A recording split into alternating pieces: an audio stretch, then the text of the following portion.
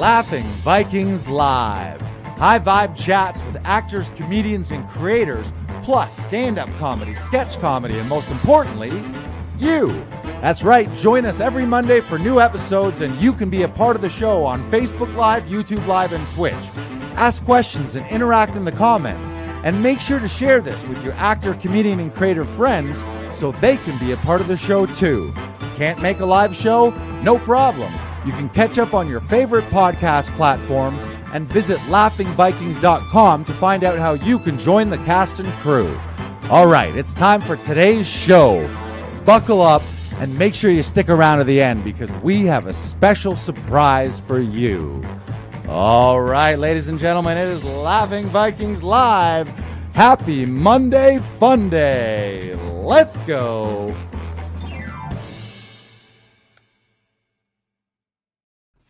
Oh, yeah. Oh, yeah. Feel that burn, Lars. Feel that burn. Look at how fast I am. I'm so fast. Look at you go. I'm so fast. Here we go. Episode, guess what? We're going to go right now. We're going to go back to our 14-year-old selves and say, welcome to episode 69, dudes. 69. This is 69 episodes. Look at us. Look at us. Well, actually, this is actually a bit of a milestone for me because this is my 50th episode of Laughing Vikings Live. Your 50th was the 69th. Ladies and gentlemen, clap it up. Clap it up. Viewers at home, as you know, this is a very interactive show, so we want to hear from you in the comments. We're going to ask questions to you. You can ask questions to us. Jim Tubinator says, I look forward to Monday Fun Days. You're fucking right, you do. And we do too, partly because Jim Tubi, aka the Tubinator, producer extraordinaire, is on the show. Thank you, Jim. Who else is saying hello there? All right. What were we saying? Episode 69. Episode 69. 69. Look at this. So this is your golden episode, huh? It is. It is. It is a big milestone for me, and I do feel very. I feel richer and more enlightened, and I'm definitely better off than I was almost a year ago when we started recording these weekly. Right. 50 episodes ago, you had never done a podcast episode. Nope. Look how far you've come. Now you're a co-host of another podcast. Yeah. I met you. You had never done a podcast episode. Now you've done 50 with us, and now you're running another one, Side Hustle Quest. Yes. Every Monday. Did you hear what I said? Side Questle. I said Sides Questle. Side Questle Hest? Is that what it is? It's okay. Sean and Kelly also forget which Side Hustle order Quest it goes in as well. Side Questle Hust. Side Questle Hust. Side Questle Hust. Yep. Wow. Well, congratulations. We're doing it right now. Yeah. 69. Have you ever done 50 of anything before this, like in your life period? It's a big milestone. I'm going to add this. You have, not only is it 50, that is 50 episodes in a row, baby. Yeah. Yeah, you're on a hell of a streak. There has not been a Monday go by that BK Broiler has not done an episode. You're on fire, buddy. That's almost a year. Yeah. Are you ever going to stop? What's your goal? Maybe 10,000? I mean, who are you if you haven't done 10,000 podcast episodes? Yeah. Right? I mean, over the course of several years and several different podcasts, I should hit 10,000 eventually. That means you need to live for 10,000 weeks. Maybe we got to do the math on that. How many? 52 weeks in a year, 10 years, 520, 50 years, 25, 2,600, 2,600. Okay, well, maybe we need to do more than one episode a week. We need to amp it up. We need to amp this up. Yeah, right? Yeah. Well, we are going to be going live on Thursday. Why don't you tell the folks at home what we're doing on Thursday, Lars? We're hosting a live virtual workshop called Audition Hero, where we're going to talk about all things audition. I'm heroing out right now. That's what I'm doing. And by the way, viewers at home, if at any point I go blurry, I want you to know it is not the camera. It is a human ability that I have. It is my future dream role, superhero role. They call me the blur. And I'm not blurring because there's camera issues. I'm blurring because I'm super fast. And I just I'm able to vibrate. I just vibrate my whole body. And it's a skill that I have so that when I'm in public, I can do whatever I want. And security cameras don't catch me. If I got caught in some TMZ scandalous thing and I punch a paparazzi, it's like, Your Honor, I didn't punch that guy. That guy's all blurry. Nobody saw him do it, officer. No one saw him do it. It's like evidence dismissed. It's like I now show the court this blurry picture of a man. No, that's not me. I'm the blur. I like that. I really like that. And the main reason I like it is because anytime I do end up going blurry on camera, in my head, that's what I'm thinking. Instead of getting enraged at my webcam and being like, why am I fucking blurry? What's going on here? It helps me. Now we have a bit. It helps me it helps me turn mistakes into fun things. Or frustrations. Like yesterday, I had a flat tire and it was out of the blue, and it was at an inconvenient time because I had offered a friend that I hadn't seen in a while a ride home.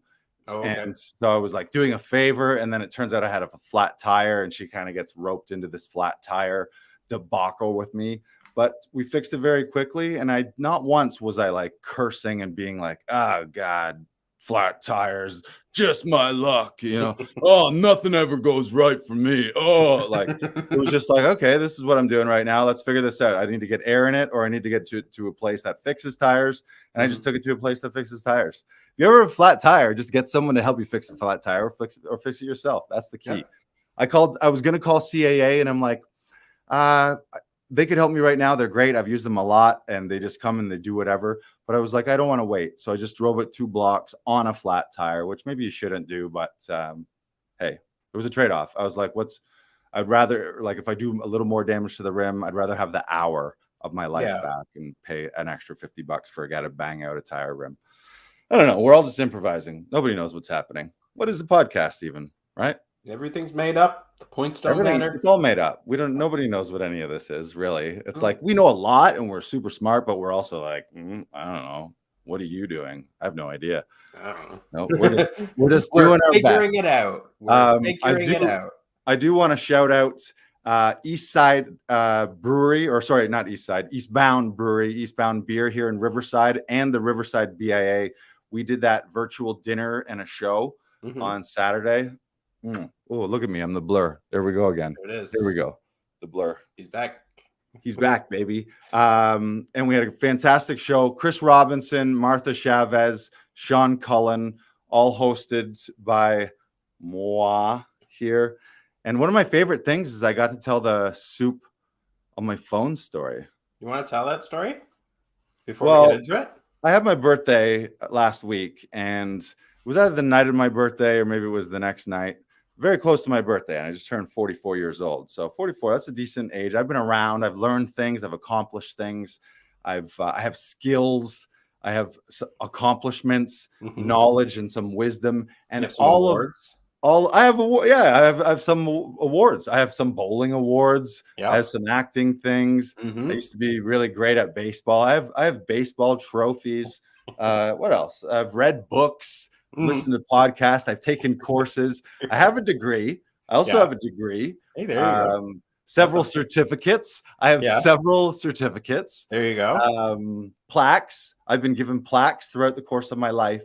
And despite all of that, my life as a 44-year-old human man apex the other night to this moment where I, a 44-year-old human male, said to myself and no one else, because there was no one else around, oh no, did I just throw soup on my phone? And Brandon, do you want to guess why I said, oh no, did I just throw soup on my phone? Because you spilled soup? Because I had just thrown soup on my own phone. So everything was going great. Everything, I was on it. Was it like a trip moment? Like you were holding your soup and then nope. Way dumber than that. That I would have fully accepted. Okay. So I had accomplished things that day. I'd gotten things done, and I'm like, now I'm going to do the dishes. I'm going to wash the dishes like a responsible human man.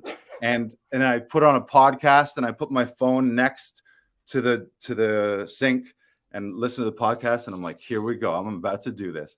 And I reach for a pot. You know, when you have some dishes in there and you kind of want to shuffle them around or organize it, like if they're leaning weird ways. So there was a pot, unbeknownst to me, still had some soup in it.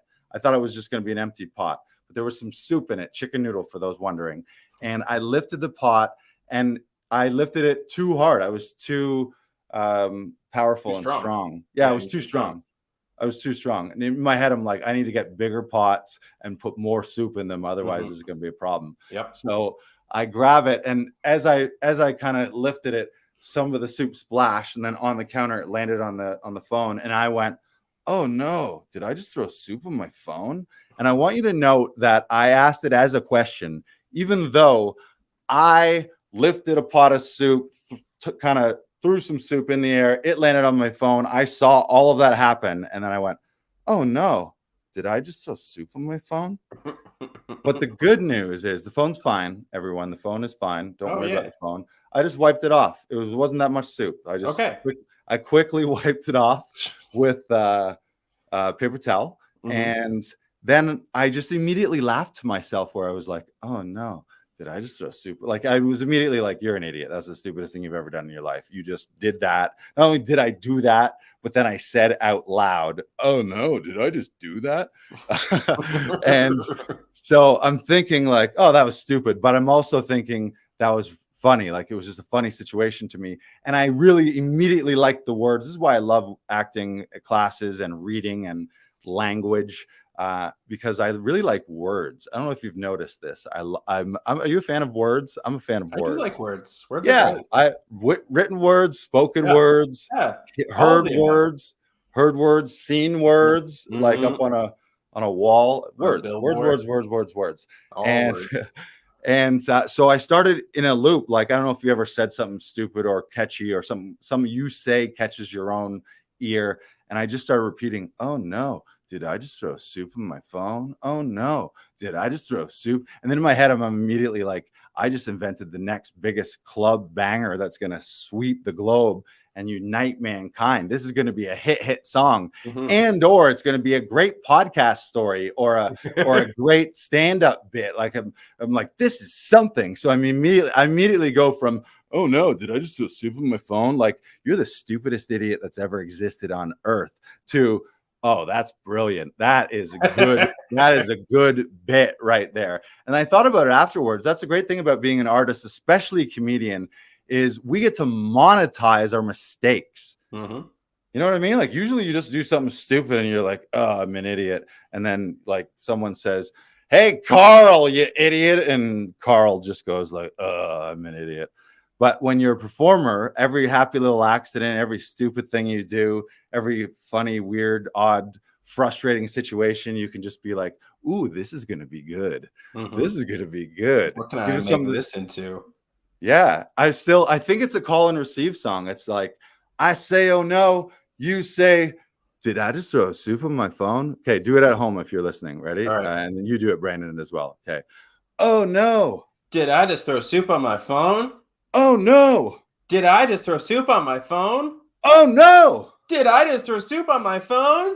You just threw soup on your phone. And then the bass drop. No. Wow. Yeah. Or it's a country song. It might be a country song. It might be every song. I feel like why box yourself in, right? You want to be don't put limits on yourself, Lars. Multi-genre. There's one thing we've learned. There's one thing I've learned over 50 episodes. Don't put limits on yourself. Well, we remix ourselves. We do our remixes of remix. I think it's oh no, did I just throw soup on my phone? Oh no, did I just throw soup on my phone? Oh no, I just threw soup on my phone. Oh no, I just threw soup on my phone. Soup on my phone. Coming to theaters everywhere. That's what they say, Brandon. They say when life hands you soup on your phone, turn it into, oh no, did I just throw soup on my phone? Oh no, did I just throw soup on my phone? Oh no, did I just throw soup on my phone? I just threw soup on my phone. That club banger. That's an NFT. That's an NFT. Yep. This is an NFT. Everything we do is an Everything's NFT an now. NFT. This is all an NFT. If you want to buy it, get on the James blockchain. Tooby, turn this into an NFT. You want some of Your this? mission. Get on the blockchain. All right. Should we get down to business here? Let's get down to business. We should get down to business. So throughout, for those of you who are here and haven't been here, make sure that you're interacting in the comments. We want to hear what you have to say. We often bring it up on the screen. We're going to interact. You ask us questions. We ask you questions. We might have some polls. We might have some prizes. Maybe. And we might have, I call it the rattlesnake. Is that a tambourine or is that a rattlesnake? James Tooby is going to be working on our NFT. Just BT dub. All right, BT dubs. So today we're talking top 5 actor goals. So these are, it's good to have goals in life and it's good to have goals as an actor. Really, it's just about thinking what you want and then going after it at some shape, level, or form, whatever that means to you. So this episode is to talk about 5, I guess you'd call them 5 categories. Not guess. I do not guess. Don't guess, Brandon. I know that we are about to talk about 5, count them, how many? 5 categories of actor goals. Cool. Because if you don't have a goal, what are you doing?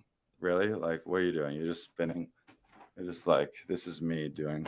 I don't know. Now, Lars, I have a question. What if I like spinning? Then make it a goal. Make that a goal of yours. Okay. That's a great goal, but you know what? Do whatever. Here's the thing. Do whatever you want, but just make sure you're enjoying it and having fun and it makes you happy. Yeah. I don't care. Have no goals. Have 0 goals. But if you have 0 goals, then no matter what you're doing, you got to be really enjoying it. Because if you're not, then you just have to have more goals, or you need to trick yourself into figuring out how to be more happy, regardless of the things you aren't or are doing. Right? That made sense. Number 1. Number 1. Top 5. So we're going to think about dream roles right here. I think as an actor and in anything, you want to have like, what's top level? You could do anything you wanted. You get the call. You get like, we got it bankrolled. You're the man. You're the woman. You're the lead. You're the whatever. You're the space alien thing. Who knows what it is? So I think you need to have that in mind, and you can have a few different categories. So let's talk about that. Brandon, what about you? What's your dream role? We've talked about this. I mean, the first one that comes to mind is Richard III from Richard III. That is always been a role I have absolutely loved. I love his journey throughout the entire play. I think it's one of the greatest Shakespeare characters to ever be written, and I have always wanted to play Richard III on stage or in a film, either or. You hear that, universe? You hear that? The BK Broilers going to be Richie 3. I believe in you. And I'm going to be the blur. Thanks, Look at me. Blur. I'm the blur. I appreciate those kind words. It's a bird. It's a plane. I don't know what it is. Blur. It's the blur. It's the blur. He's back. Oh, sorry, guys. Yeah. What about you, Lars? It's when I get dizzy. Dream role? In a feature film, I'm going to go non-Shakespeare here just for the sake of branching out. Obviously, I love Shakespeare. I think because of conservatory, it would be Henry V in Shakespeare. But I really want to be in a baseball movie. Ooh, okay. Yeah. Well, would you want to be the coach, the general manager, or the player? Maybe I'm all 3 of those things. Maybe I'm like later in my career. Maybe I coached Little League and I used to have it, but I got injured or I never had my shot. And then I come out of retirement. I think I'm just explaining another baseball movie to you. I think this. Hey, no, Lars, this is your baseball movie. I'm an outfielder. Yeah, I want to be. My dream role is I'm an outfielder, and this angel comes down and helps me. And then there's a dog that plays baseball. No, I really want to be in a baseball movie. I used to be a pitcher. I think it would be something like it would be a guy who comes late out of his retirement, or it's like everyone loves the comeback kid. That's what I want. Comeback kid, or just the guy that like comes out of the stadium, like the guy who who is the backup goalie or whatever, where one day you're a fan and then the next day you're in the actual game, like that kind of guy. David Ayers, a Zamboni driver for the Toronto Maple Leafs. Right. So, and then I'd be a pitcher, because look at this. Don't tell me. Am I intimidating you right now? Oh yeah. Ooh. Oh no. Oh God, he's pointing at me now, and he's winding up. I don't know what to do. Oh, look at that face. Oh God. He winds up. He does his circle pitch, and there it is, folks. The spinning knucklerama Classington. That's it. Nice. That was a great picture. That wasn't my. Here's my actual technique. I can't do it because I'm going to smash the. I'm going to smash the can. For me to actually throw a baseball, I would ruin the camera on my laptop, so I can't do it right now. But and then here's my batting stance. Nice. He's getting ready for those homers. Oh yeah, I've jacked a few in my day. I've had a walk on. This was in slow pitch. I played hardball when I was younger, but then as an adult, we started to play slow pitch. Maybe between like the age of 20 and 24, I did that. And one time I came from work late and I was still wearing jeans and maybe like work, like not full on construction boots, but like boots that were not baseball boots. And I walked on, I had a pinch hit, boom, jacked it. And then ran around the bases still wearing jeans to win the game. Oh, nice, to win the game. That's fucking awesome. It was either to win the game or it was like a clutch moment, like to tie it or something like that. Like we needed it. And I came off the bench. Like I literally drove my car. I must have been working at Zellers. Remember Zellers? Yeah. And I drove my car to the baseball field, parked, and then like grabbed my glove and still had jeans. And they're like, "Go, get up." And he put me in and then boom. It was legendary. Nice. Maybe that's the movie. Maybe. Right? Yeah, you're desperately trying to get to the baseball diamond. Your boss is like, no, you can't go, Lars. We need you here at Zellers. This is a fine establishment that's never going to leave, no matter what. I got to play ball, boss. I got to play ball. Put me in, coach. You got to decide right now what's more important to you. Playing ball or working for Zellers? Somebody else can collect the carts tonight, sir. I need to go play ball. Now, twist your hat cap and get out of here. I'm coming, boys. And then I got out of the car. And then I got out of the car, and with jeans, wearing jeans, I hit a home run. It was pretty epic. That is an epic moment. I've gone back to the blur here. Yeah, I've seen. He's the blur. He's the coming blur. To get you. There he is. Okay. So dream roles. Aside from that, I one of my other career goals, I want to host Saturday Night Live, and or be one of the oldest cast members. I'll put both of those on my list. I know that you need to be specific about your goals, but sometimes it's like, I don't care if I'm at a party, I don't care whether I came in the side door or the back door or the window, or I won a ticket, or I was invited, or I just showed up. It's just like, I just want to be in that realm. It's hallowed ground to me. So, but the reason I thought old, I was like, who's the oldest person? Because I think that'd be epic to be like, and the latest cast member of Saturday Night Live, and it's me, and I'm like 92, but I just blow it up and be like, where'd this guy come from? He's like, well, for 91 years, he was never on Saturday Night Live. And now it's like now they don't ever need an actor to play an old guy. They just have a super old guy who's also able to do it. And yeah, there's one of my wishes. And or host, and or be the musical guest. I want to host and be the musical guest at 92 years old. Nice. There you go. And I'll perform. Oh no, did I just throw soup on my phone? That's your opening bit to Saturday Night Live. That's your introduction to everyone. Yeah. So now, I think dream roles. So think, what kind of feature would you want to be in? Is there an exact dream role, like an actual character and something's already written? Or think of archetype in if it's a hero movie or a sports movie, or it's a certain story. like there's a lot of times it's true life stories. So you might have a true life story either in your own life or a short story that can be optioned or a book or something like that. And then it's like that story is fucking amazing. I want to tell that story versus I want to play a certain role or be a dream character or whatever.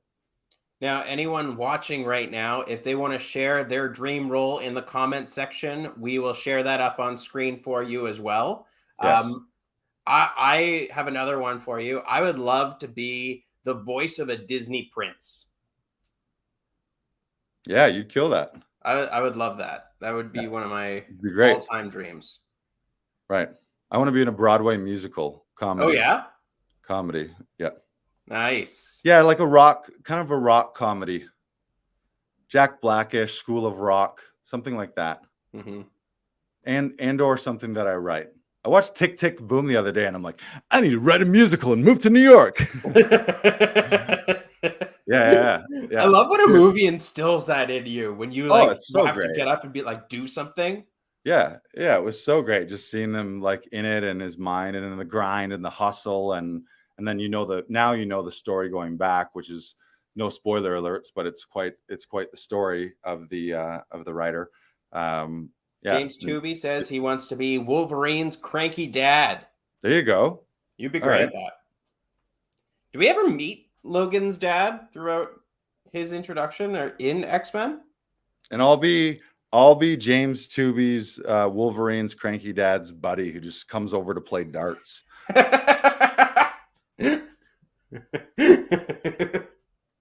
That's Dart Smith. What's with old Claw Boy? The boy's acting up, isn't he? Yeah. You need to put that kid in its place.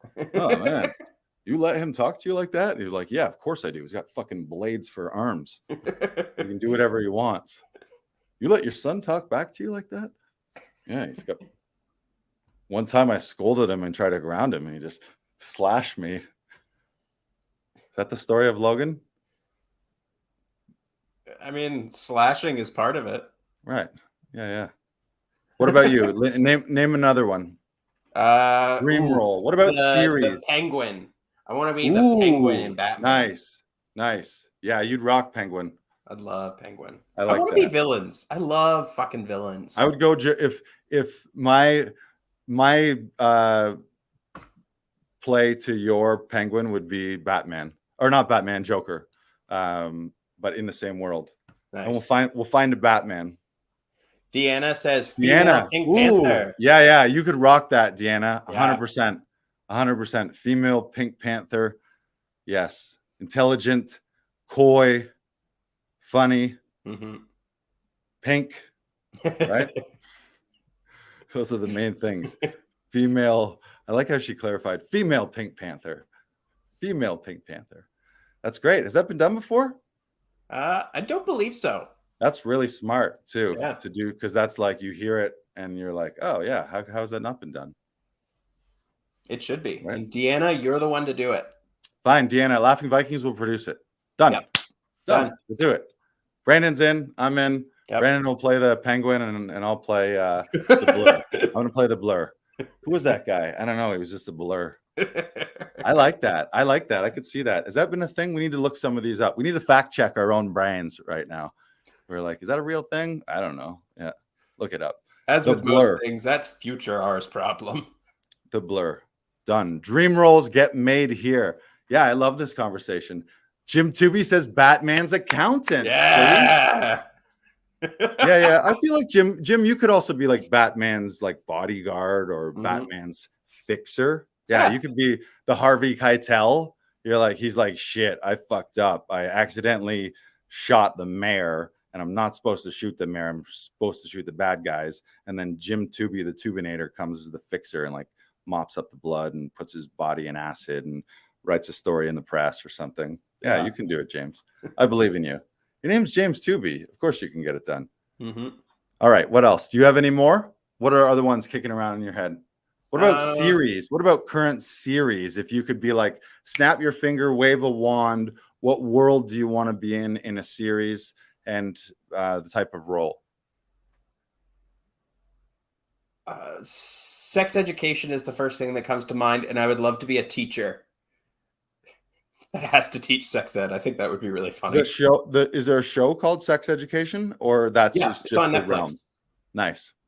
Like a little like Eugene Levy talking to his son in the American Pie movies, that kind of thing. Yeah. I would love to do an American Pie movie.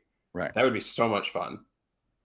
I'm always attracted to Dwight Schrute type roles, like ensemble. I think maybe my dream gig, not maybe, one of my dream gigs is ensemble comedy. Just because how fun is that? Like some Brooklyn Nine-Nine, The Office, Parks and Rec, Community, what was it? Superstore? Is it Superstore? Yes, that is a show. Yeah, Superstore. All those, man. So fun. Like just so hilarious. Imagine that's your day. Like laughing at hilarious people, trying not to laugh. Like, what do? People pay me millions of dollars to go to a place that's hilarious, and I'm paid not to laugh. Mostly, I can laugh sometimes, but I'm trying not to laugh a lot of the time. Yeah, right. That's great. What a great life. We should move on. Any other dream roles? Let me think. Any others? You can also think 1 year, 5 year, 10 year. You want to short term, long term, so that you got some things like what are you actually working on this year? Well, because like, is there a dream role or like a bucket list accomplishment that you ever had, Lars, that ended up happening before the pandemic or during the pandemic or whatever, but like it came about in a way that you weren't expecting?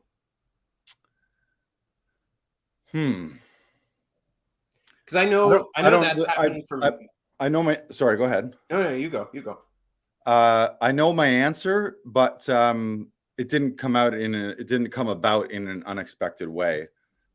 So at the time, just it happened the way it was very normal. I got an audition, and I auditioned, and then I got it. Like it wasn't like some crazy like discombobulated, like there was just a direct line. It was but that was for C. That was my day on C. Oh, okay. So I found myself on Valentine's Day, February 2020, about 3 weeks before the entire world shut down. But at the time, there was still whisperings of a bat virus across the globe. And I found myself basically toe-to-toe, eye-to-eye with Jason Momoa on a beautiful, sunny winter day, but it was 20 below and it was freezing as fuck. So I'm on like a dream scenario, dream set. He rolls in like a rock star, nicest guy ever, but like larger than life. Like he gets out of his he came after they were doing all the camera work eventually, and then he rolls out of like an escalator or a large truck or whatever. And as soon as he's there, like you sense all of the background. It was a scene where there was probably 400 background. The crew's massive. I think the show was like $10 million an episode. Huge. It's the biggest thing I've ever been on.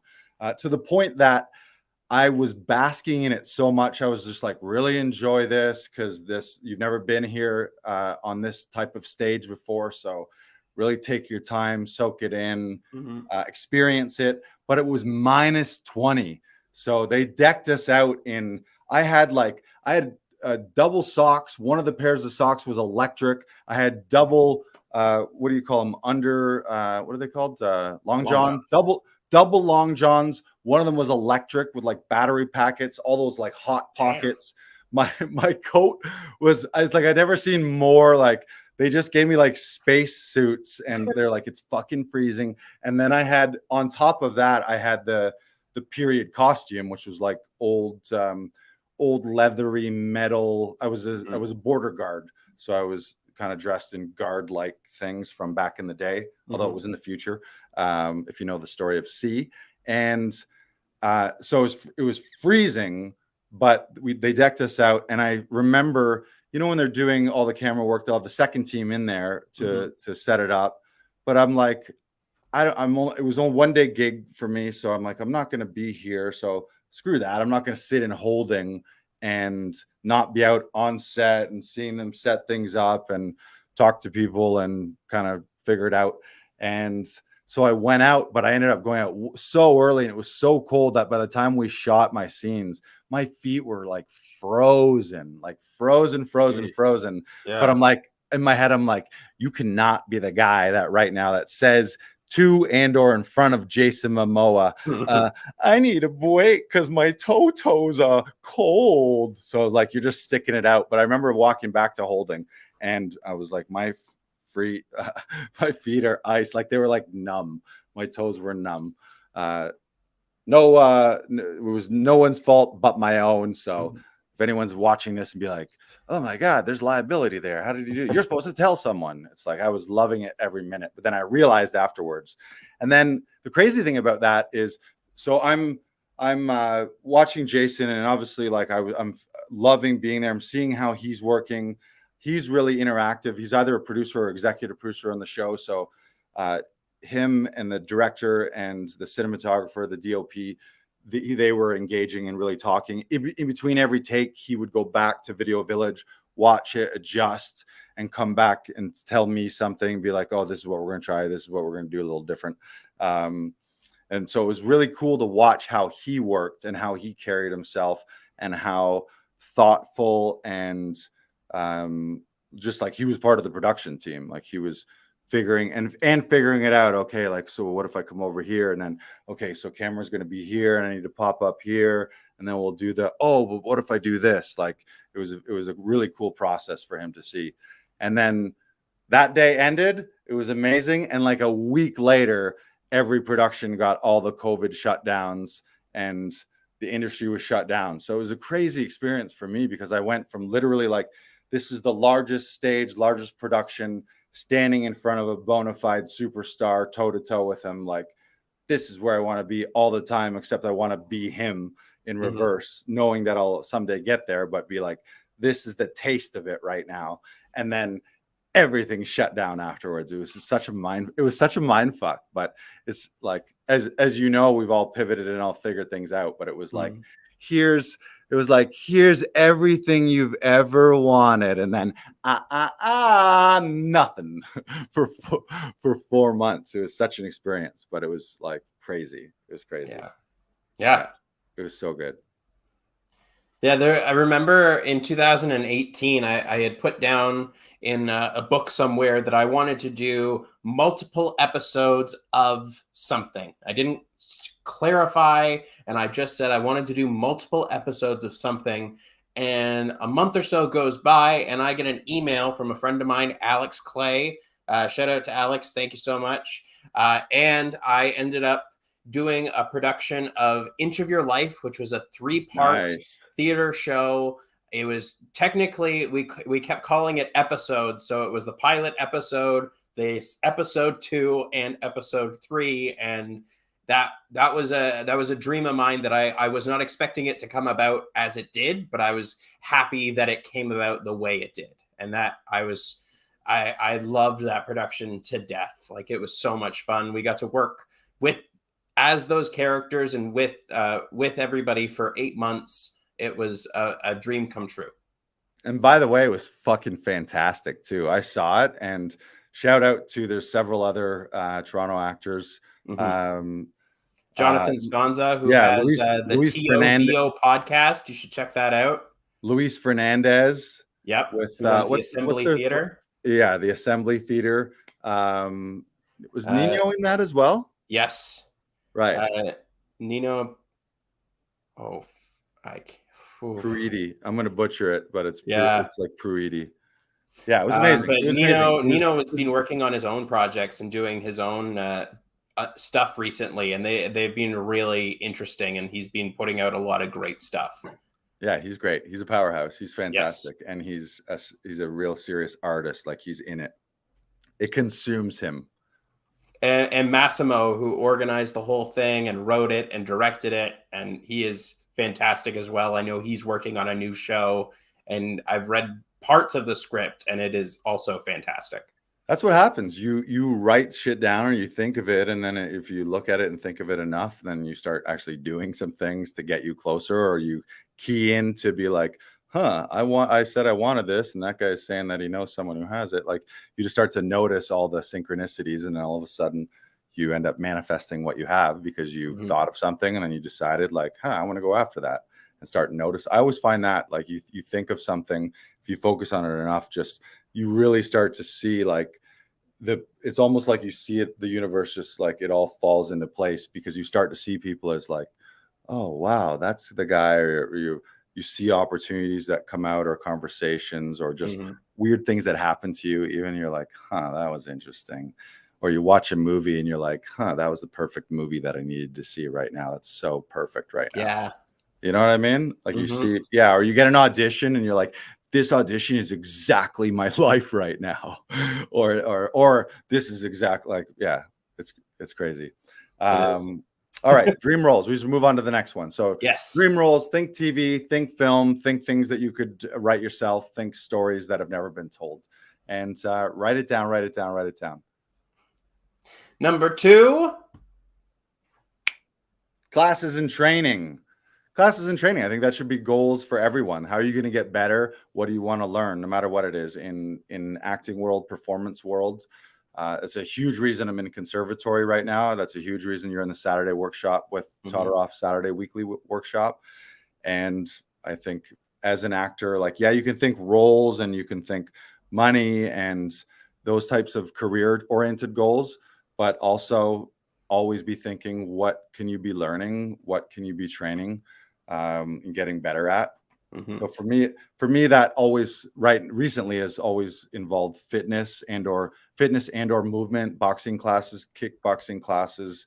I love our voice and speech classes because there's a little bit of yoga. Sometimes you're doing the cat cow or roll downs and things, but also all the breath work too. So you're actually like connecting to your body, meditation, stage combat, fight combat, all of that stuff. Learn a new language, and just set those goals. And you can change it. Like I know a lot of people that have 30-day goals, where almost think of it as like a 30-day challenge. Like this month is going to be my 30-day Spanish challenge, or this is going to be I know that you do a lot of you do push-up challenges, or you do free throw challenges, where it's like, okay, every day for 30 days, I'm going to shoot 100 free throws, or every day for 30 days, I'm going to do 20 push-ups, and then every day I'm going to do one more till I'm up to 50 or whatever it is.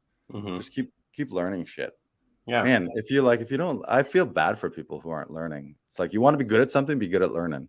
You never want to be the guy who's like, oh, I don't learn good. Oh no, I don't know nothing, and I don't learn good. It's tough. You want to be good at learning. What about you? What's your class goal? My class goal? What haven't you taken that you want to take? I would like to take an improv either course, or I'm considering applying for the Second City Conservatory. Nice. I think I've been doing improv scenes with Adam Daniel Mazet for the last little while, and they've been a lot of fun, and they've been a good exercise into just flexing that muscle. And like, the more you're on a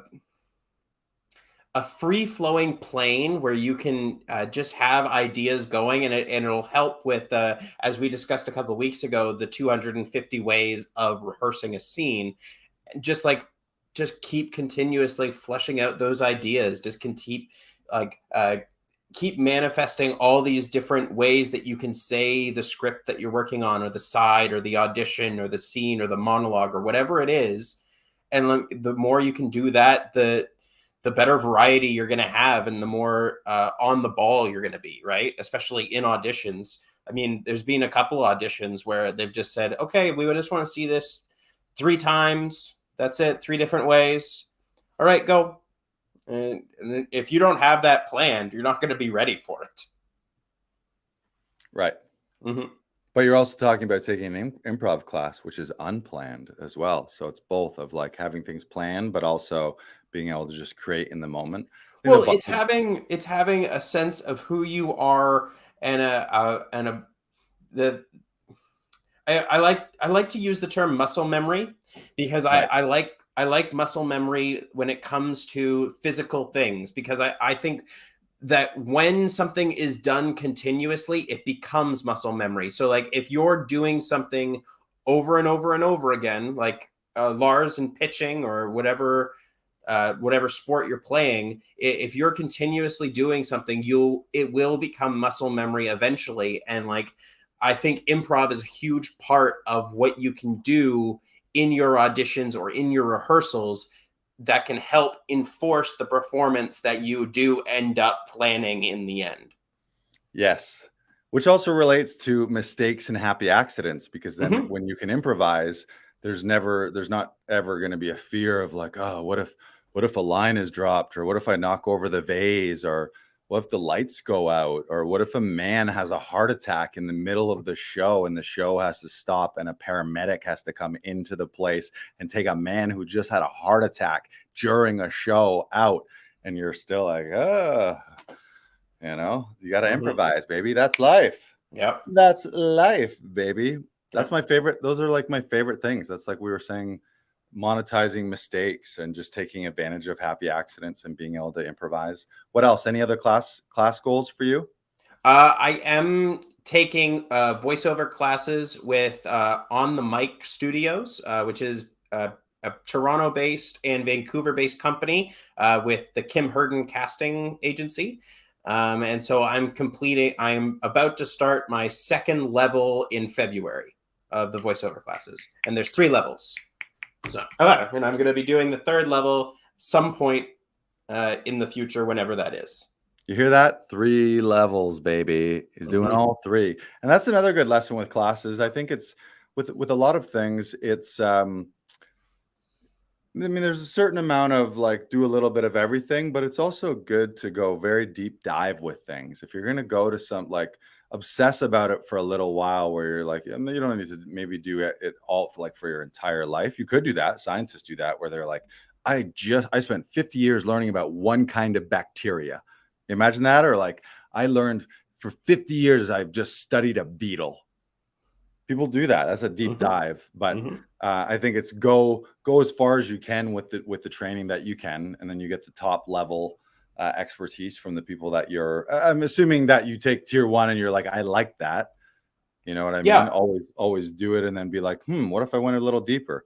And usually that ends up meaning that you invest a little more time and a little more money and a little more energy, and or get into the community a little further. But then you like take it to the limit. Take it to the limit. Take it to the limit. We should also shout out once again the audition hero. I could be your hero, baby. And they say that a hero can save you. I'm not gonna blah, blah, blah, blah. I can be your hero, baby. I can chase away your pain. We could be heroes. That's right. See that? Throw that up there. Yeah.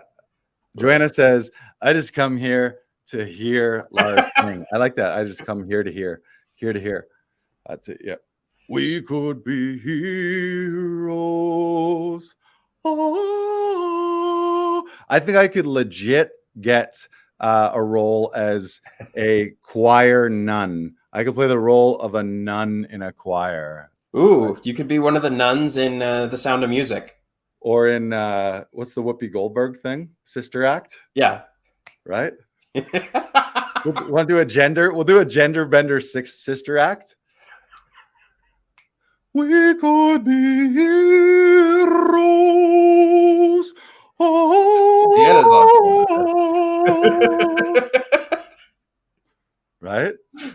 Christmas songs. I could for sure lead a Christmas choir. I could. What do you call it? I could carol. Okay. What's a good Christmas song? Silent Night. Oh, that's a great one. Okay. Silent night, holy night, all is calm, all is bright, round yon, and then it kicks in, round yon, This is how we carol. Yeah. Oh, I went blurry again. The blur. Cool. Thank you for there we joining go. us, Blur. It's great to Yeah. have you on the podcast. Right. I like that. I'll just take requests. Let's just turn this into a karaoke show anyways.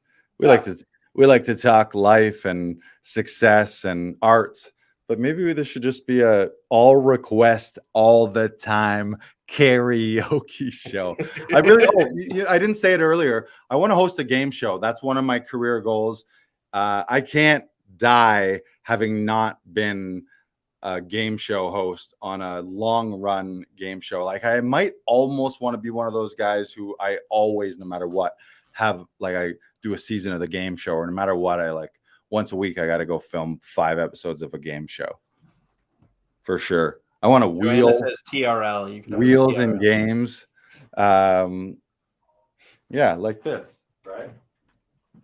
Like this. Let's give away a prize right now. Joanna, Deanna, somebody pick a number. Pick a number. We're going to do this. We always say that we're going to give out prizes, and I always forget. Not always. Sometimes I forget. Deanna, we're waiting for a number. Pick a number. We're looking for a number between 1 and 6. Okay, that's right. Deanna's got 5. Joanna's got 8.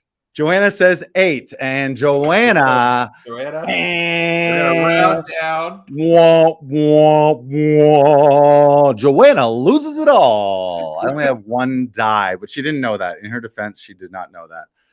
But I did say between 1 and 6. Deanna, here it goes. All right, what's she gonna win? We'll give her tickets to everything, backstage passes, whatever we can do. Whatever's going on, Deanna, you can come. We'll give you tickets.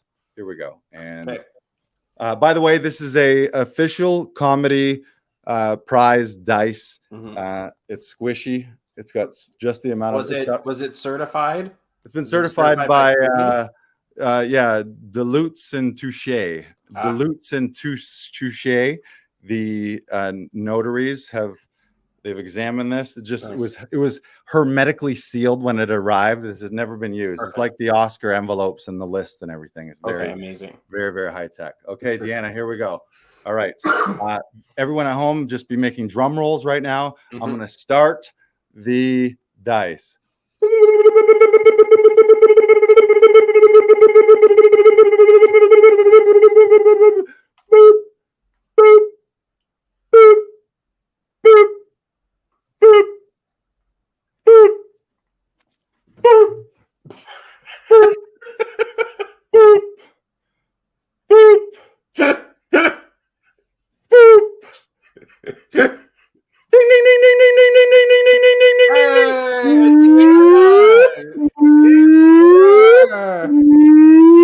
Winner, Gagnon. Wow. A lot of people think this thing is rigged too. No, this is a complete random number generator. I don't have any control over it. There's a gyroscope inside, and it just bounces around, and it sends electric currents into my body that kind of control when I do or don't stop. Like I'm not consciously aware of what's happening during any of that on account of the electricity running through this comedy dice. Yeah, you won. Congratulations. Should we do one more? Let's do one more. We'll do one more real quick. I won't milk it for quite so long. Okay. Anyone wants to guess a number from 1 to 6? Joanna says I saw a 2. I think I win. Okay. Is this for a 2? This is for a 2. Joanna, let's confirm. Joanna, is this your last final answer? Yes, is 2 your final answer. Joanna Whaley. She picks 4. Double the 2. Okay, wait, here we go.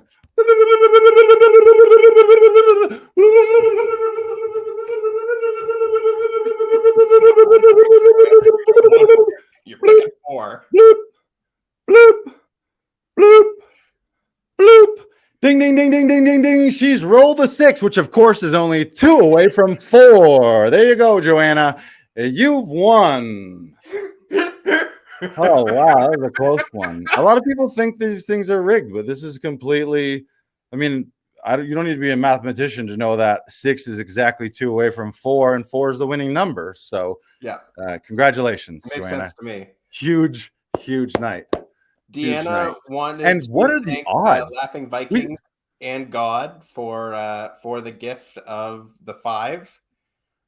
in the dice roll. So I just wanted to Right? share that instead. What are the odds? They must be astronomical. Could you imagine one don't- person picking a number, like any, could have been any number? What are the, it must have been an infinite amount of possibilities.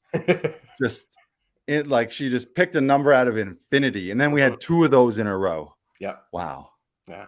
Wow. Crazy. What do they win? We'll follow up with both of you, Mhm. Joanna and Deanna. You're on the winners list. All right, so we should move on. What's Yep. the next category? Number 3 Yeah. is Joanna, put that up there. Joanna says she's overwhelmed with joy. Yay. Overwhelmed with joy. Overwhelmed. We'll call this the joy dice. Ooh, is that the game? Maybe Wheel of Joy? Ooh, or dice of joy. Die of joy. That's good. Joy. Die of joy. Yeah, die of joy, because it's double entendre too. You're like, I can only watch a few episodes a week because I have so much joy. I don't want to die of joy. Or do you? If you're gonna die, you might as well die in a joyful state. It's beautiful, and then it's just like, yes, overwhelmed with joy. Yeah, that might make that's gonna make a reel right there. Wow. See, we are overwhelming in a good way. Yes. Is it too much? Can you ever have too much joy? Yeah, Joanna's on board with Die of Joy. We're getting another special request from Deanna Shinsky. She just says, "Did I just see creepy fingers?" I've been known to have creepy. So I think I have. I'm like double jointed in my fingers because I can bend them kind of like backwards. I can actually pick up a mug the opposite way, like the back. You see that? And then they also do this. So there you go. Creepy fingers. This is stupid human tricks. Put your stupid human tricks in the there you go. I can climb up a brick wall just with my fingers. I have Spider-Man claws. Look at them. I've seen it. Watch this. Watch this. This is the creepiest part. Here, gotta find my it's not human. Find my angle. Like they kind of like I can like kind of pop them. Like yeah. It hurts me. It's like Wolverine. This takes its toll. I want to do like what's the movie? Eddie Murphy and the Clumps, like where a comedian plays all the characters, but I'll do one where I play all of the Avengers or all of the Justice League, but they're all dumb characters like the Blur and creepy fingers. Like this is my thing. It takes so much out of me. I can't. I can't even handle it right now. Joanna says, those are creepy fingers. That's right, Joanna. And they could be yours. And they too low, could be low yours. price of $13.95. Buy my creepy finger gloves. Yeah, smell them. They're mold. We made a mold of my own creepy fingers. Yeah. All right, what are we talking about here, guys? We are digressing. We are on number 3, and we have connections. So I think you should have goals every year about new people you want to meet, and I would say that could be personal, but more so community. People you want to reach out if you have your dream list of people that you'd want to work with. And again, we've talked about not necessarily thinking of like, oh, I want to meet Steven Spielberg or Martin Scorsese. That's great. But also look around who in your current network are rock stars that you could be doing more things with. You might have already met the person that is the $1 million or billion or $1 trillion collaborator. You might already know them and you're like, I just need to talk to them more and do more things with them.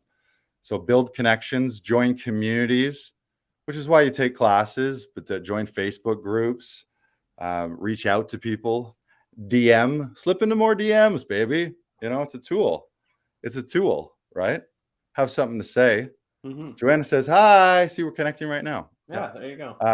But I think that should be part of your goals every year. Like who do you want to surround yourself with? You should first look at like, what's that thing that they say you want to, you become the average of the 5 people you spend the most time with. So if that's the case, you better look at those 5 people real quick and then I almost said try. Then make sure that you're like the least good of those 5 people. So, you know what I mean? You never want to look around, like you don't want to look around all your life and I'm like, I'm the best out of I'm the best at everything out of everyone I hang around with, then chances are you're not hanging around the right people. Yeah. Unless you are. Maybe you are. And you're just Maybe. the best. Unless you're the best of the best. Yeah, I mean, Right. if you are all creating and you are the best of whatever position that you are in that group, then that's a legitimate thing, I think. Yeah, it's also great. Be a leader if you can be a leader. Be a leader Mhm. or a role model. Be a hero. Be an audition hero. Be a hero for people around you. Everyone loves a hero. Because what's a hero? A hero is a person who doesn't really have what it takes to get that thing, and they realize it, and then they figure out how to either become the thing or the person, or learn the thing, or meet the person, or get the token, or whatever it is, to become that person. That's the great thing about heroes, is they're not just amazing. They start out with a flaw, or they start out where they don't have what it takes, and then they figure it out, and then they come in and save the day. The worst thing, I read that there's essentially four characters in every main story, like 4 main archetypes there's different schools of thought to this, but one of them is victim, hero, villain, and guide. So the victim is, this is terrible, it's never going to work, I'm defeated, I'm done, all hope is lost, the villain defeated me. And then there's obviously the villain, who generally is power trip and gets off on making other people feel small in some way, or fucking up other people's deals. And then there's the hero, who comes in and saves the day, but initially they're like, I can't save the day. That villain is an all-powerful villain who likes to do terrible things to people, and I'm just Luke Skywalker, untrained Jedi. And then you go to Dagobah for a few months and you hang out with Yoda, and you come out and Yoda's like, I don't think you're ready to face Darth Vader right now. He's like, I got to go there and do that right now. So then you become Luke Skywalker. You gotta rise to the occasion. Right. Rise to the occasion. And then there's the guide. And the guide is, once you've been a hero enough, you know enough about the hero's journey, and more so, you know how to spot things in people and bring out the hero in them. And then you can say to them, you'd be like, I've been down this road. You don't want to go down that road. I'll take you down this road. You want to go right down here, and you're going to make a left. And if you reach the train tracks, you've gone too far. It's just like, if you ever reach the train tracks, you've gone too far. Yeah. That's what if you ever get somewhere and you're not sure where you are and you just cross train tracks, you're like, oh, I'm pretty sure this is too far. I'm pretty sure. They said, This doesn't look familiar. Yeah. I love people who give vague directions like that. Not that who gives directions anyways anymore. It's just like, if you need to go. Now I get frustrated with people. Sometimes someone will text me directions somewhere. I'm like, why are you asking a human anything and not the algorithm that knows all at all times in real time can tell you exactly to like the meter how to get here? It's like, why? Like, I would love to help you, but you just ask the algorithm. Right? Ask the algorithm. Ask the algorithm. Yeah, exactly. So Deanna says Tom equals Yoda. So yeah, find coaches, find teachers, find peers, find your guides, find people that inspire you, find people that lift you up too. I think that's a big telltale, is what do they say? Like, people don't really like, if someone's just like outright criticizing you or belittling your dreams, it's just because they're upset about their own life. So, or they've done less than you already and they're just jealous of you. So you want people who are lifting you up. Deep. Ask the algorithm. And by the way, a lot of you think that algorithm is just a computer thing. It's a guy. Yeah. It's a guy named Albert Gorithm. He's Bulgarian, I believe. I believe Albert so, yes. Gorithm. Yep. Spelled as it sounds, but he cut off the Bert because he didn't want to attract any heat. You know, he's like, I don't want to be the guy. And it's just one guy in Bulgaria who gets all the incoming requests. And he's just really fucking good. He has several abaci set up around him. He's just figuring like, if you're thinking that the internet is on the computer and it's just all ones and zeros like in the Matrix, it's just one guy named Algorithm who's really fucking smart. I figured it out. The ultimate. I mean, we reached out to Al a couple months ago, didn't we? And now we're really close. We developed that relationship, as Tom might say. How do you think the podcast is doing so good? We're posting on Instagram. We got weekly podcast episodes. We're on Facebook. We're on YouTube. It's because we know Mr. Rhythm, Yep. Albert. I call him Birdie. Oh. Birdie. Oh, wow. Hey, He lets you call him Birdie. Birdie. That's great. Alberto. Hey, Albert. How do I get to Chicago right now? No, how do I get to Chicago if I leave on Thursday and I need to get to Chicago before Saturday at 6? Here. It's like here. Al, good old Al. All right. So yeah, connections, make connections. So write down those people and think top level. So you can think like the dream people. I think that's good. Have your stretch goals, like who's your icon director and or actors that you want to be on a project with, and then also look around you and see who have you already worked with, who's in your market, who do you know through connections that you could be working with, and then just like reach out and start working with them. Just like start doing stuff with them. Figure it out. Yeah. What else?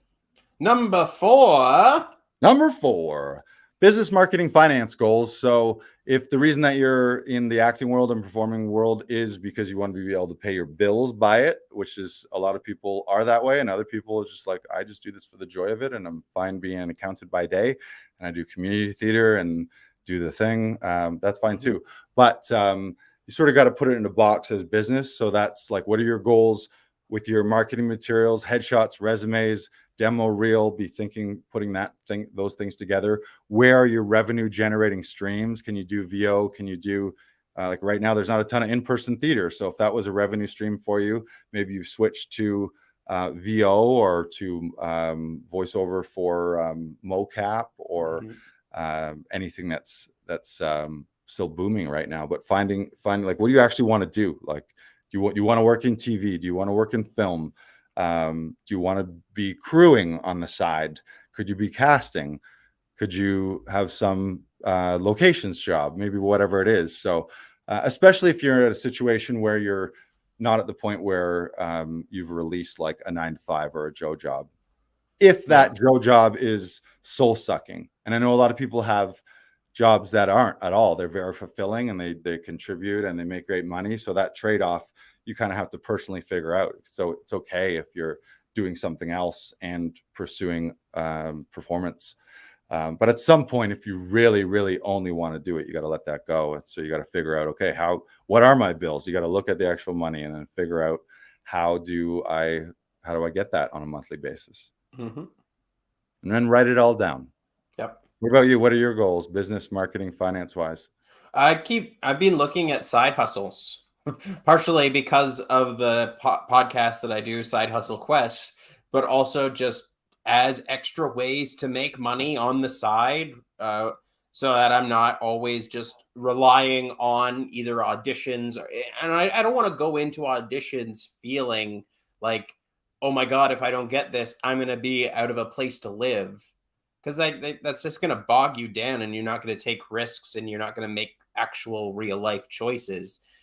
You're just going to come in scared. And what is it Tom likes to say? Fear, you're focused on yourself, but excitement, you're focused on the work. And so make sure you're getting to that place of excitement. And that comes from financial stability. And a plan. Yes. And goals. Journal about it. This is the ASMR segment. Yep. Okay. Yes, business marketing. For me, I know I need new headshots. I need to take a look at my reel, maybe rejig my resume a little bit. And voiceover reels. In our voiceover class, I still haven't constructed all of those things. So that's a big short-term goal for me. Like immediately that stuff could be together and I could be reeling in more voiceover gigs. Number 5 is creation goals.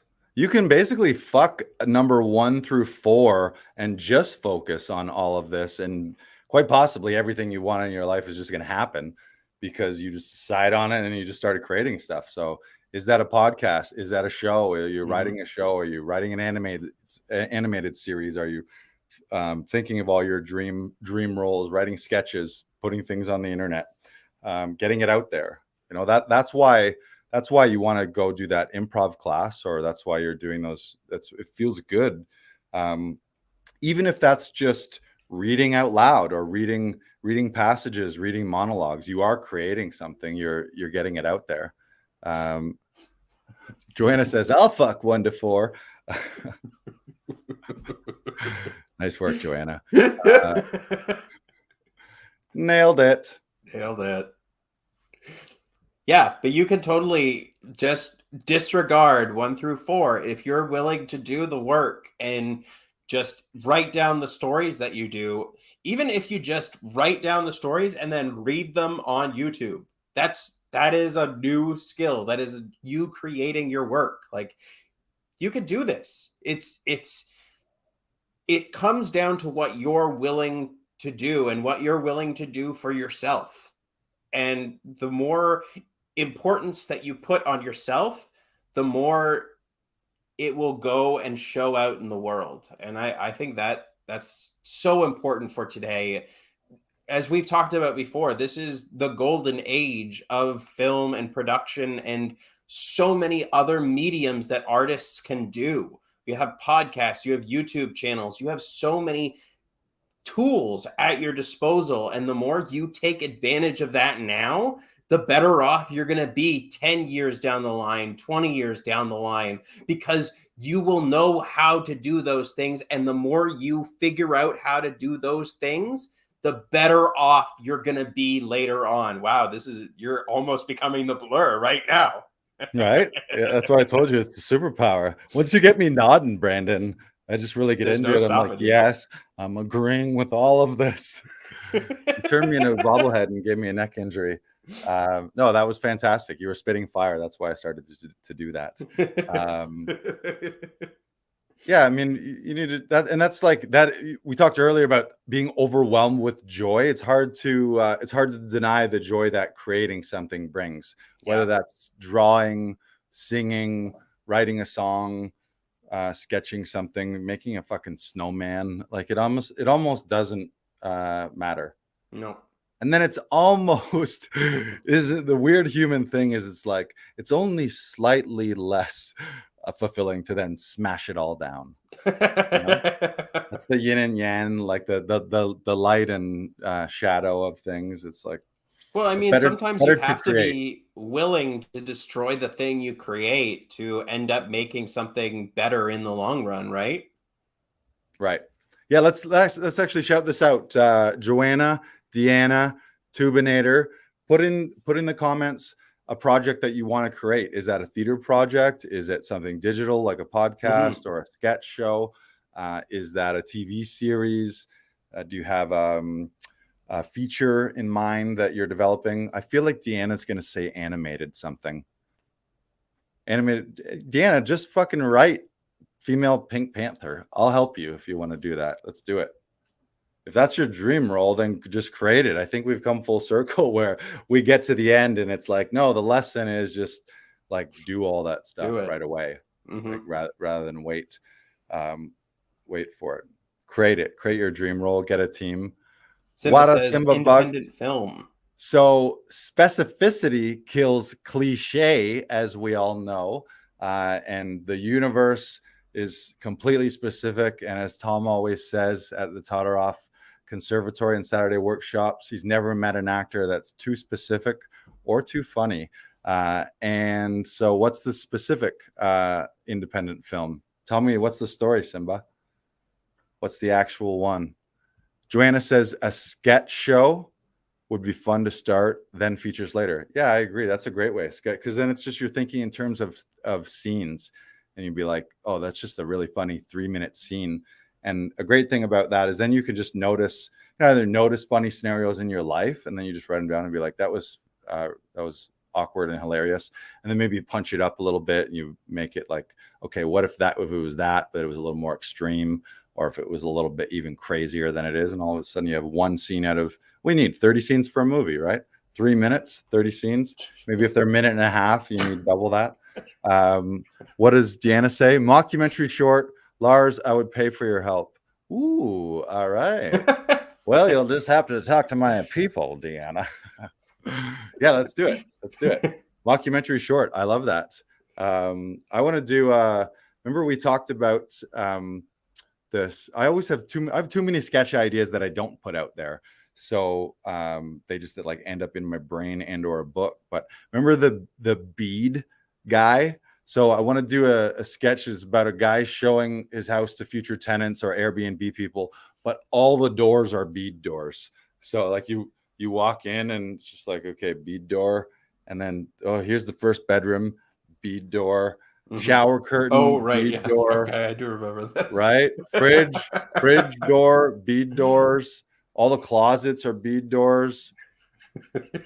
You can order the car pack and turn you can bead out your, Yeah. Is it a clause for buying the house? You can't remove the beads? No, it's part of the house. It's the bead house. Yeah. Bead clothes, just all. I draw the line at bead floor because they're slippery. You don't have to be like, whoa. Yeah. 100% bead, just everything's like, it's more efficient. Yeah. Futuristic beads though. Futuristic Bluetooth. What kind of future technology is in this beads? Colored. They're colored, temperature controlled. Ooh. They heat up and cool off. Oh yeah. Are they solar powered as well? Like Bluetooth. Yeah, they're they definitely charge your phone. They're renewable. Yeah, they recharge you if you get close enough. Nice. They're like those bracelets. They're like you're just like they're like magnets. I think they're magnets. Maybe. Yeah, we're figuring it out. We have a lot of great ideas, and then we write our own jingles for it. So Simba says, in shower. However, I've been working on that idea for the longest. Working with you all is helping with the ideas. Yay! I missed the Simba just wants to write an independent film called In a the Shower?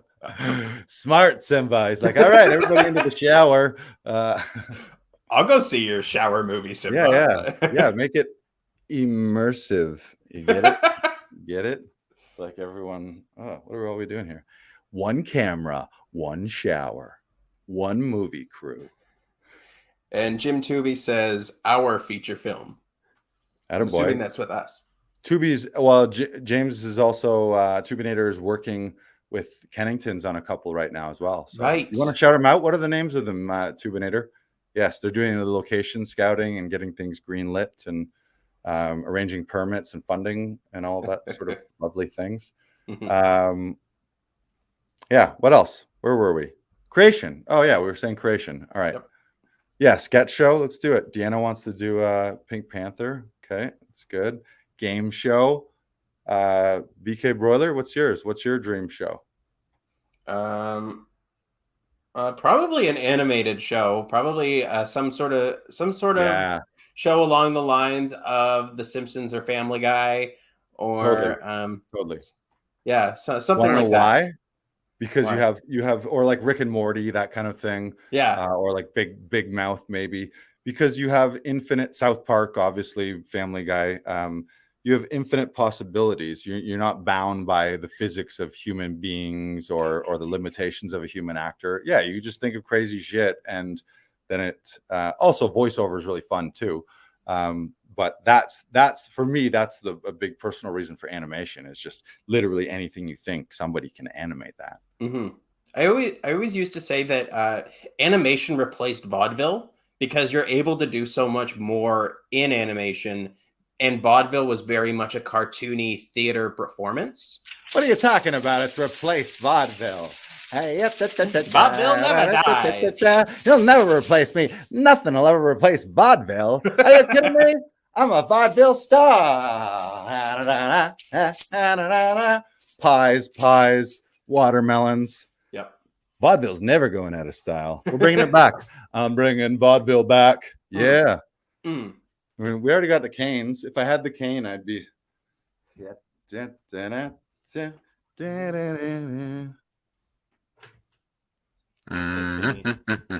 Right. ABK, always be kazooing. You know always what they say. Kazooing.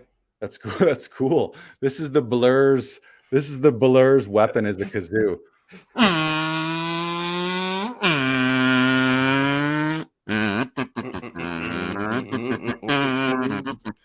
We can. Did you know that I can play any song? Look, I'm blurry again. As soon as I play the kazoo, that's what does it for me. I get vibrating from all the kazooing. I can play any song on the kazoo. Does anyone have any requests in the chat? Chat it up. Yep. My invisible kazoo. Look at this. Ooh. Ooh. Audition hero.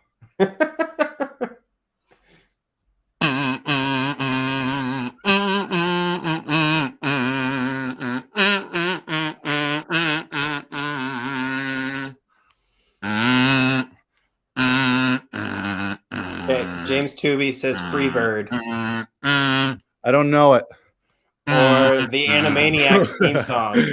I like guy who's like, all right, I'll take any request, anyone. I can play any song. And then it's like Freebird and just like all the most like, what about what's the John Lennon's John Lennon Imagine? It's like all the most iconic songs. Like, never heard of it. Nope, don't know it. Never gonna do it. Haven't played that since '77. Okay. Do I know? I honestly don't know Animaniacs sounds. Animaniacs, and there's any to the facts. No. Oh, okay. Here we go. Okay, Jaws theme.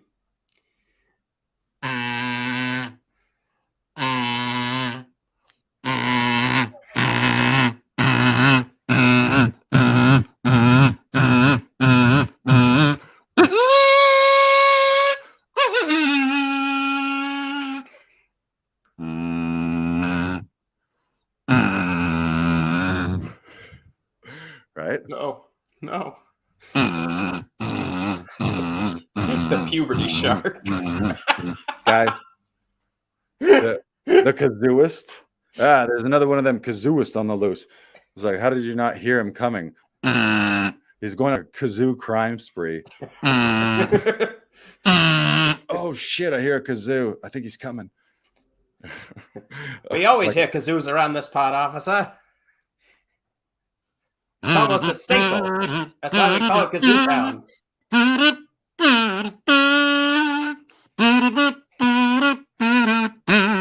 How about I like how you're doing this like it's a flute, but there's no holes. Sometimes I play it like a saxophone. I play it like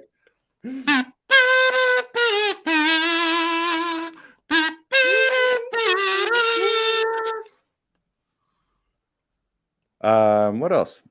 Is that enough kazooing for now? Is it ever enough? ABK, always be kazooing. My job. What can I say? It's my job. How about what's the song? My Genuine My Pony.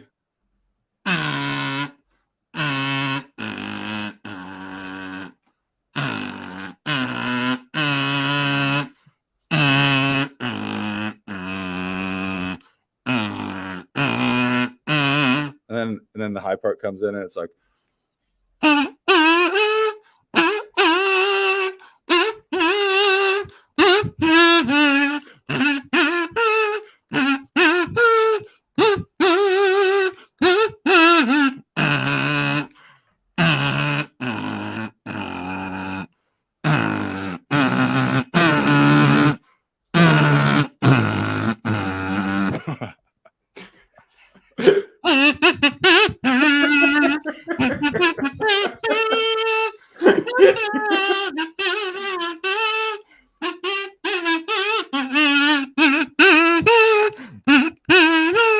I want to go on a club banger tour like Ibiza, and I'm just like, and it's like I'm Avicii, and it's just like, it's the kazoo guy. This place is going fucking wild.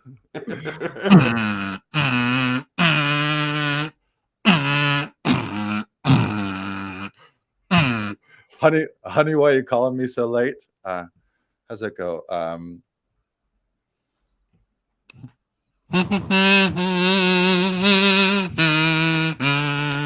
Oh, that's like no, who is that? That's honey, why you calling me? Yeah, there he goes. I feel like Simba already. What's that song called? Who sings that song?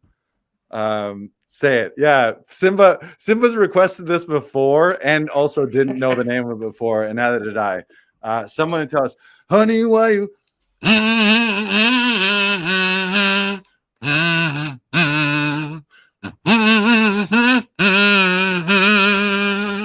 honey, why you calling me? Right? See, we're killing it. We do an all because I want to start a kazoo karaoke night. Did I just blow your mind? Do it. Part Bring your own of kazoo. creation, which BYOK / game show. This is it, maybe. I think this is it. I think we've just decided the show needs way more kazoos. Yeah. Lars, your kazoo needs a chain. Wear it every day. Yeah, I think you're right. This is, believe it or not, this is an electric kazoo that you're looking at. This actually has an input and plugs into a PA system. So I could fucking rock a stadium with this.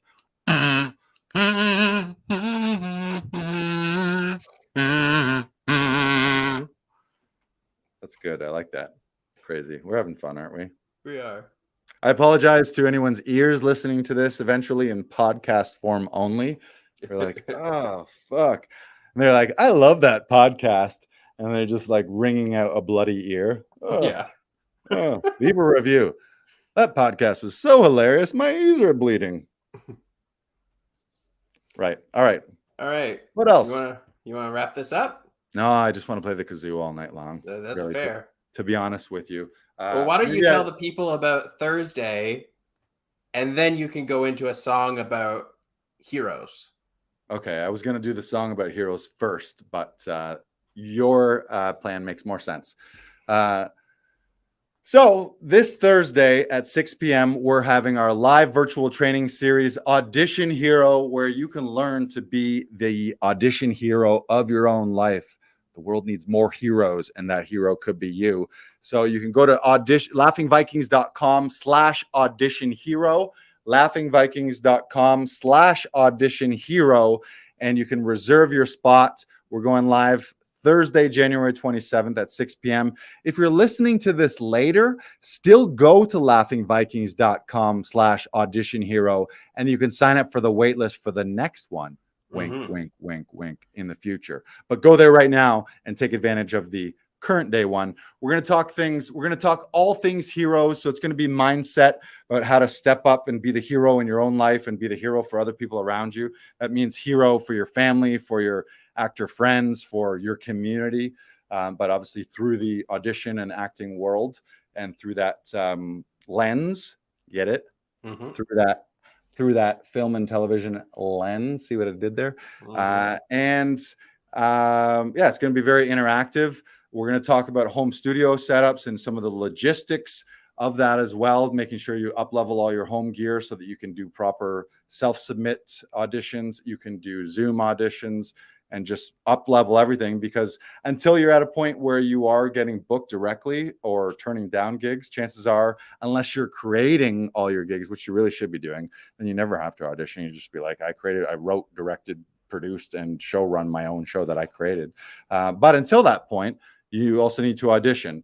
So your game, your mindset needs to be so audition focused, because that's the race that you're playing. That's the game that you're playing. So I think you just got to throw a lot of energy into auditions and into an audition community, because we've got an amazing community of audition heroes here at Laughing Vikings Actors Audition Club. Shout out to BK Broiler, Brandon Knox. Shout out to Amy Emanuel, Lucy Sanzi, Katarina Vitkoff. And also, I'm going to just put this out there. This is still a little early, but we are expanding Laughing Vikings and Actors Audition Club into other cities global. We're going global. Rumor on the street is I'm in talks with Elon and/or Jeff Bezos to get a studio on Mars. But that's like 5 years. That's like a 5-year thing. 5-year plan. Nice. But in the meantime, when we're expanding Actors Audition Club, if that's something that you want to get involved in as well, definitely come to Audition Hero, because you'll start to get a feel for the community, start to meet people, meet friends, get a feel for what we do and how we help actors. And then you can be one of those audition heroes yourself. Because why?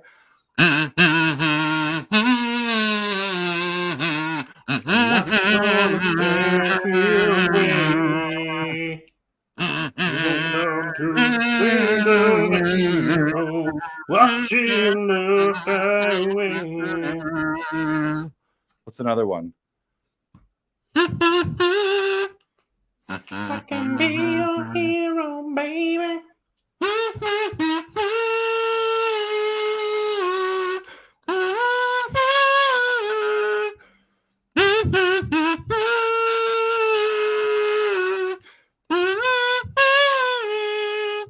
We could be heroes.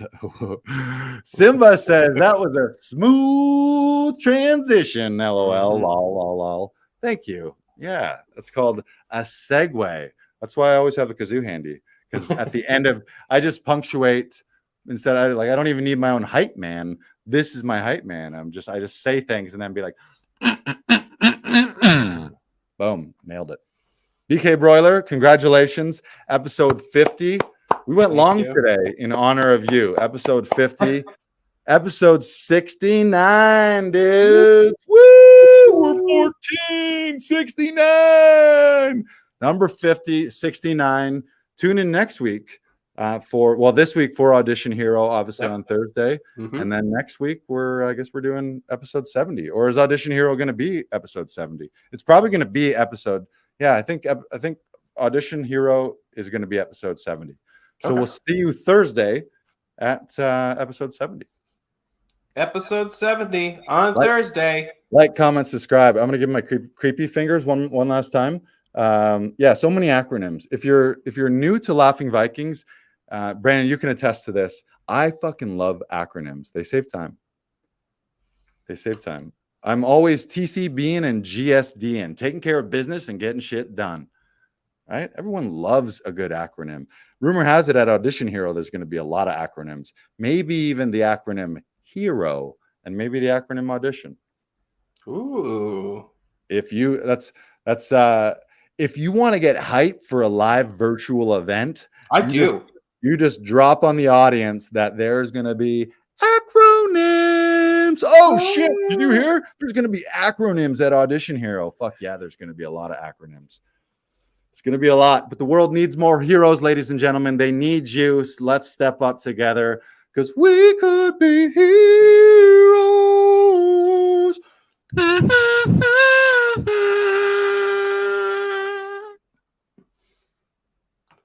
Goodbye, goodbye, goodbye. No, you hang up. No, you hang up.